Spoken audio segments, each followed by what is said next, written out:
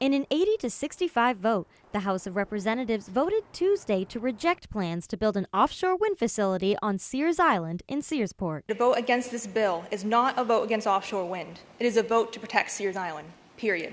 Governor Mills announced in February that her administration had chosen Sears Island for the proposed location of the project. A spokesperson for the governor said without this bill, Maine would lose out on creating hundreds of job opportunities, energy to stabilize electricity prices, and protecting the state from climate change. Searsport was the only place in Maine where it was viable to do, so if it's going to happen, it has to happen here. The town manager says Searsport is the only place in the state that meets the land and deep water requirements needed to build an offshore wind terminal. He says it would also create job opportunities for the community. It's like creating a new paper industry from scratch, and it could be with us for centuries. Those who are against the project being on Sears Island say they have environmental concerns for the sand dunes. I signed a petition to have it go on the brown side and save the green side, so people can go there, so, nice and green and stuff, preserved and stuff. So.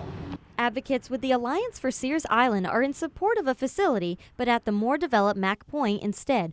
Members of the Alliance say the construction of the wind facility would remove more than 75 acres of vegetation on the island, causing irreparable ecological damage. There's impacts on all levels for Searsport, and we need to make sure that we're finding a pathway to making sure that we are properly funded to mitigate those. It is unclear how severely the House's decision will delay the construction of a wind port in Maine. In Searsport, Grace Blanchard for ABC 7 and Fox 22 News.